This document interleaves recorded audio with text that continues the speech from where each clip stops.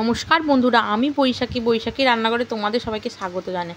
আজকে আমি বিয়েবাড়ি স্টাইলে পারফেক্ট কী করে নানপুরি বানাই সেটাই তোমাদের সঙ্গে শেয়ার করব। চলো দেখে নেওয়া যাক।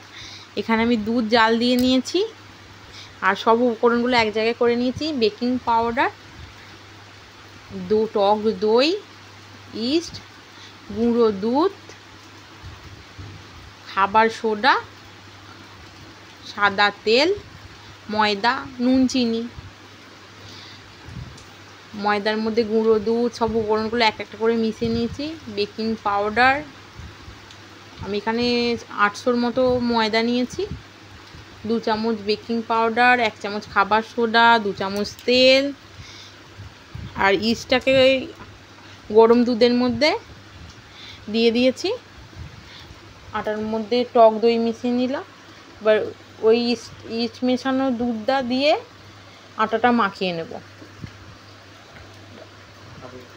আটাটা একটু নরম করে মাখাতে হবে, মাখিয়ে ঢাকা দিয়ে রাখতে হবে। ঢাকা দিয়ে ওই 2-3 ঘন্টা রাখতে হবে। আর যত বেশি রাখবে তত ভালো, যদি 5-6 ঘন্টা রাখতে পারো আরও ভালো হবে। তারপরে এই গরম তেলে ভেজে নিচ্ছি। দেখছো কত সুন্দর ফুলছে আমার নানপুরিগুলো। এইভাবে বানালে খুব সুন্দর হবে। সব উপকরণগুলো দিলে নানপুরিগুলো খুব সুন্দর হবে।